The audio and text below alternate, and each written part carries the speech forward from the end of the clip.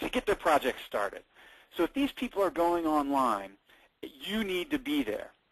And we get a lot of questions about, well, you know, I've been talking to these people about search engine optimization, optimizing my website, and Jay mentioned that. There's a difference, and you can see right here we've got more effective than SEO. That might be a little puzzling to some of you, but if you think about what Jay walked you through, unless you're selling ad space or downloads on your website, it really doesn't matter how much traffic you get there.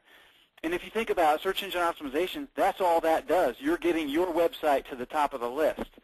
Now they click on that, which you paid a fortune to get to the top, and now they're at your website, and they're just browsing around, educating themselves.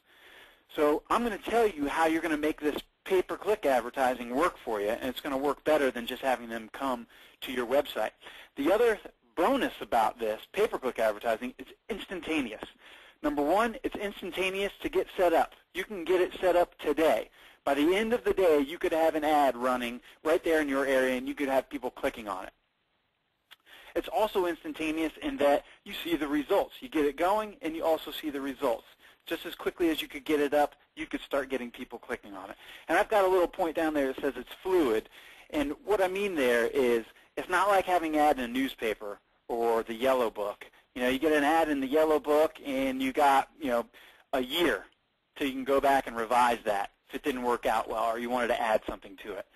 You're doing a pay-per-click campaign. If it's not working or you want to tweak it or you want to change something, you log in right there, change it, you know, hit save and submit, and those changes apply. It's right there. It's fluid. And guys, to go right along with that, you may have several ideas for marketing. You know, maybe we should write our ad this way, or maybe we should write it that way.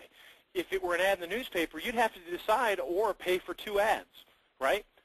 With Google AdWords, for example, folks, you can run both ads and see which one works. You only pay when it works, right? So try your ideas. Have multiple ads, and it will show you which ones work. Right, exactly. And that takes us right into this next slide about actually creating the ad. You know, these are some things that you need to think about when you're creating ad. Just like Jay was talking about a campaign, you've got to think about a campaign in a limited space there that you've got to get in front of a person and get them to, number one, click on your ad, and number two, become a lead for you. And the first tip we can give you is repeat the search.